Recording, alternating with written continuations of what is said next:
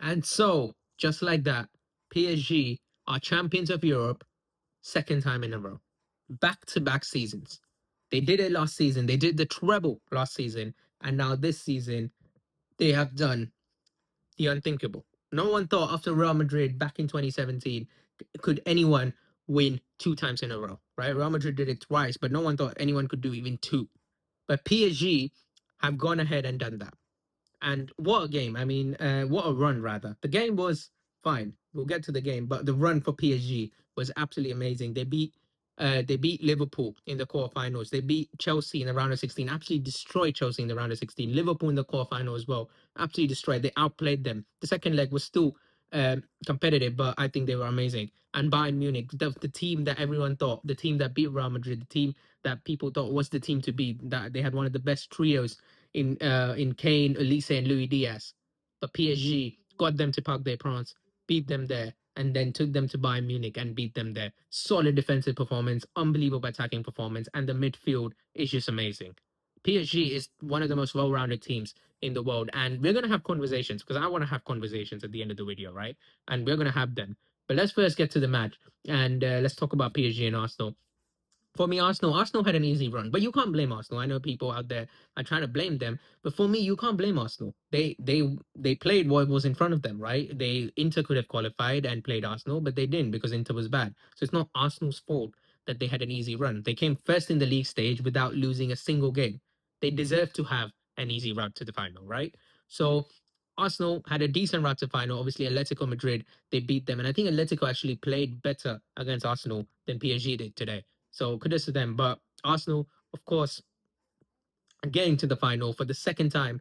Well, I don't know. I think it's the third time, but Arsenal getting to the final since back in 2006 when Barcelona beat them 20 years ago, right? So this was a big deal for them, and they were coming off a Premier League win. But going to the game, I think I predicted a 1-0 Arsenal. I genuinely thought Arsenal was going to upset everyone. I thought Arsenal was going to do something special. And the game was kind of like a 1-0. I predicted everyone, some of the people on Twitter were saying, oh, PSG is going to run past Arsenal. They're just going to blitz past Arsenal. And I was like, no, that's not going to happen. Arsenal is very, very good defensively. They're a very good defensively team. The only thing they lack is attacking. I think whenever they're trying to counterattack, I feel like even today, some of the counterattacks, I feel like Trossard, even though his defensive work was amazing, I think some of the counterattacks, he was just keeping the ball for too long. There's an instance where I was like, release it, and then he lost the ball because he kept it for too long. I think Odegaard in the attacking third was absolutely awful. I think Saka as well, although his defensive performance against Quara was amazing, I think him going up against Nuno Mendes, I think he had like one or two crosses that was like a threat. But most of the time, I think Saka was just nullified, and he really, really should have more for me. I think Kai Havertz was their only attacker who I looked at and went, okay, you were very good. But even him, I feel like when he was trying to hold up the ball, he was falling too many times. He was not getting the fouls, and he was losing the ball to PSG. Which of course it's hard to keep the ball against a team like PSG with the midfield, with the players, with the rotations they have. But I think Arsenal should have their attack, especially. I think should have done much better. And the players that came on for Saka, for the likes of Trossard and Madueke and Gyökeres, and even Eze, who we'll get to when we get to the penalty shootout, I don't think they did enough to really kind of impact the game in terms of the attacking third, because I feel like Arsenal could have really got to them if they had one X factor. If they had like Bukayo Saka from 2023, I think they could have done better. But getting to PSG, I think PSG really tried to break the lines, get through Arsenal, try to play through them, try to play those passes, try to do something on individual brilliance from the likes of Dembele, from likes of Quara, Due, right? But I think Arsenal really nullified them today. I think Arsenal defensive performance was so solid. They were not giving them an inch of space. And whenever they go into the box, they were crowded and tackled. I think some of the tackles were so well timed, especially from Gabriel, who of course went on to miss the penalty, which we'll get to. But I think his performance for me was unbelievable today. I think Gabriel was amazing in the first half. And I think Mosquera as well, keeping Kvaratskhelia quiet, who, of course, Kvaratskhelia is one of the best left wingers, probably the best left winger in the world right now, in form. He's got 14 goal contributions in the Champions League. He's one to look out for, right? He's the biggest threat in PSG's attack for me. And for Mosquera to keep him quiet almost throughout the game until obviously he gave away the penalty. But let's get to the first Arsenal goal, which I think went in, I think about 5 minutes in.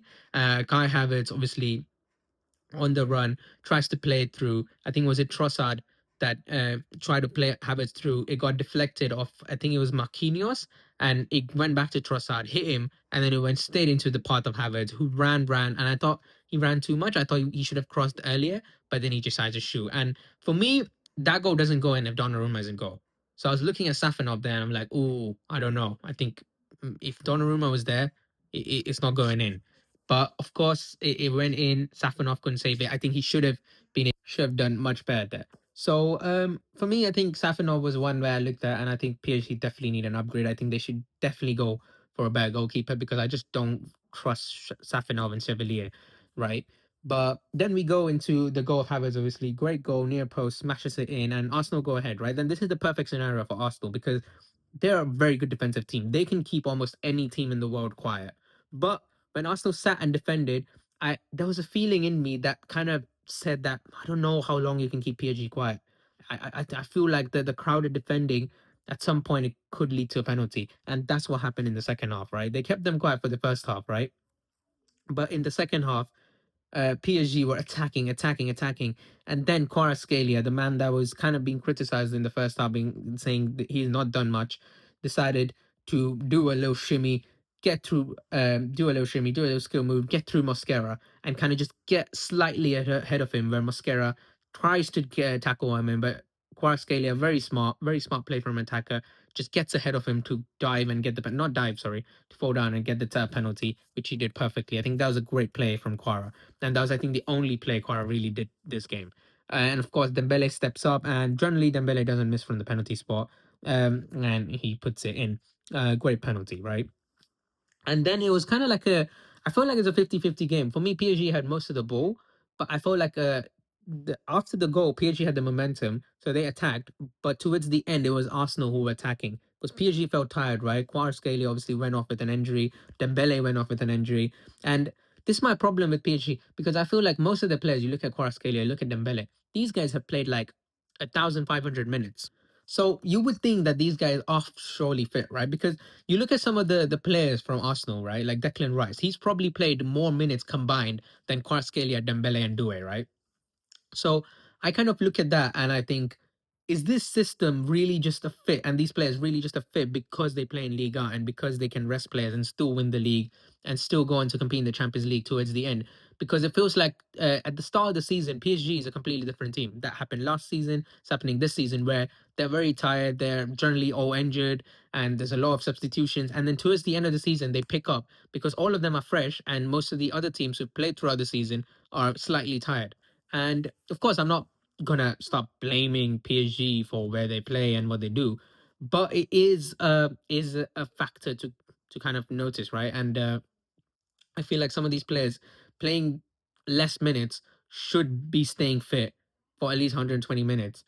And I think PSG really need to look at their fitness coach and stuff like that, and maybe get more depth for some of these players because I feel like these players can really go ahead and do the three-peat. It's just they need to stay fit. Then obviously the great goal from Ousmane Dembele, and the match continued. I think there's not much in the match. I think a great performance from William Pacho because when Arsenal was attacking, he was unbelievable. Some of the last ditch tackles, the wins, the header wins he was getting on the corners, I think he was amazing. He knew PSG knew Arsenal were a threat from set pieces, from corners, and I think William Pacho was very good at nullifying that. Even Marquinhos for me, I think some of the tackles he made and some of the challenges he was amazing. The defensive contribution from him was good. I think Nuno Mendes was one that I looked at today, and I was like, you don't look at. I mean, he kept Saka quiet, but I felt like Saka didn't really try much, and I felt like most of the time there's I think twice when Nuno Mendes had a missed touch, which could have led to a goal if Arsenal capitalized on it. So and he also missed the penalty, obviously. But then it goes to extra time. Of course, PSG lose Dembele and Kvaratskhelia, the main players, and there I'm thinking, okay, now Arsenal have a chance. In extra time, if they score another goal, PSG ain't scoring because Arsenal can lock ship. And for me, Bradley Barcola, he is he's a phenomenon, bro. Like this guy, he has all the pace, all the skills. He's just so bad at finishing. Like genuinely, this guy's worse than Ferran Torres on his first day. Like this guy, like whenever Bradley Barcola goes through and goal, I'm not scared. Like I saw Bradley Barcola go through and goal twice, right? And I looked at I was watching the game with my sister, and I just went, nah, he's not scoring. He's gonna miss, and he missed. He missed. It's so, it's just so obvious when he's gonna miss because he just doesn't have that finishing on lock. Like he's so fast, he's so skillful, he's got those tricks, but he just cannot score a goal to save his life. So of course Bradley Barcola like, had two great chances. I think Quara had a great chance in the second half as well before he went off, which hit the post. I think it was great defending from Miles Lewis Kelly, was as well, I think, was brilliant today in the midfield. But I think Arsenal, like Declan Rice, was amazing today. Obviously, the man of the match, the UEFA official man of the match, went to Vitinha, who I don't think he was PSG's best player. For me, I think Pacho was PSG's best player, and if Gabriel didn't miss the penalty, I think he would have got the man of the match for me. But I think Vitinha was fine. Vitinha was good. It wasn't like a vintage Vitinha game, and there's a chance that I think Vitinha should have finished. But I think he didn't deserve the man of the match for me, but I see why they gave it to him. I think overall though from PSG, brilliant, and Arsenal just a deadlock game where both teams were trying to attack, both teams were solid defensively. I think if Arsenal had better attacking threads, they could have got another goal in. And of course, when it goes to the penalty shootout, I think it was Gonzalo Ramos that took the first penalty, puts it in. Gyökeres obviously puts his in. The one to miss was Ebrichi Eze, where now I'm going to look at Eze, right? I think that was an awful penalty. First of all, you do the stutter thing, which I genuinely just don't like. I mean, it's fine if you score, but I just feel like it kind of just, I don't know, mentally, it kind of makes me feel like, oh, this guy's not going to place it properly. Like he's going to miss. And he missed the penalty. He completely just missed the goal. That was one of the worst misses I've seen because he went bomb corner. And as a professional, to completely miss it is kind of crazy. It's just genuinely like, what the hell? Like if you hit the post, I'm like, okay, that was a bit unlucky. But if you're just completely missing the goal, that was just awful, right? And he's not even like airing it. It's not like he's trying to full power, full power into the top corner and then it's got aired, right? Then that's fair, like you see it. But this was just a genuinely bad penalty. But David Raya saves them by saving the penalty of Nuno Mendes, who's generally known to absolutely belt his penalties, right? He absolutely belts his penalties into the top corner.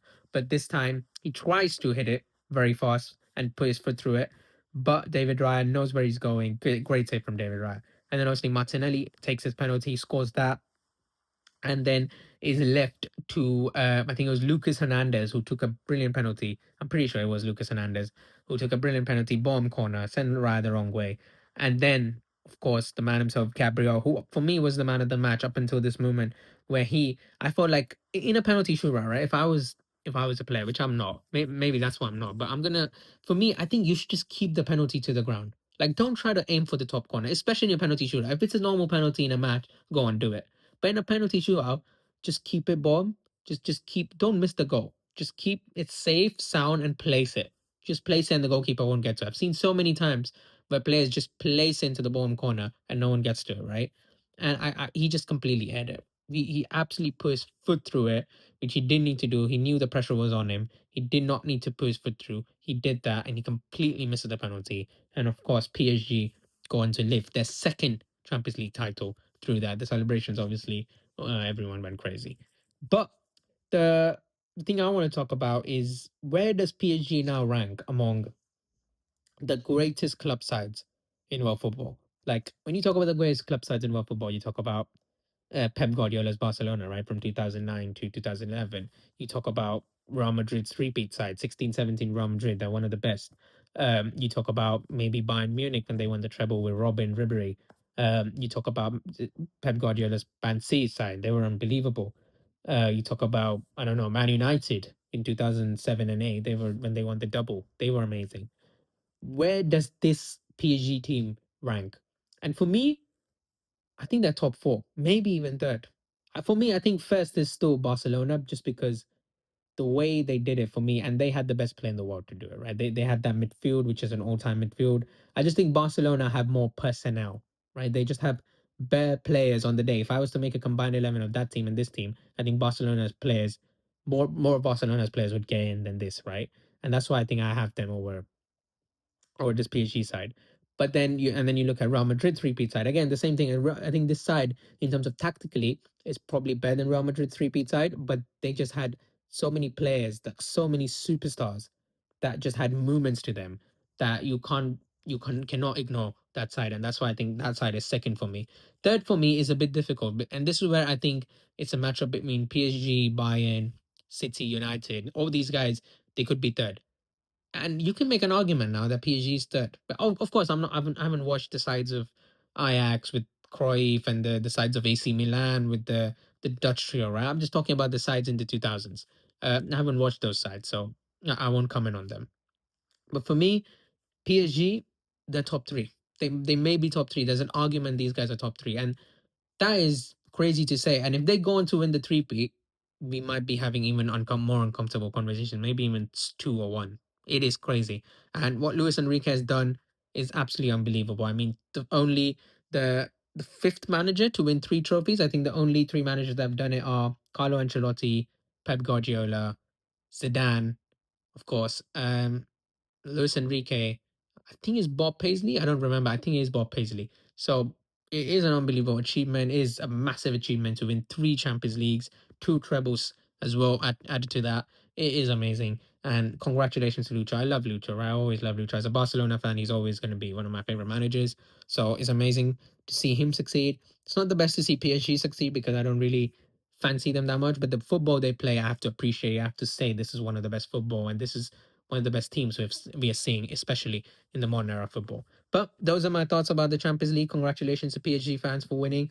Arsenal fans, you can obviously go to the Chelsea Stadium to look at the Champions League. They always posted stuff like that, so you guys can go have a look there. And good luck to you guys next season, and congrats on winning the Premier League.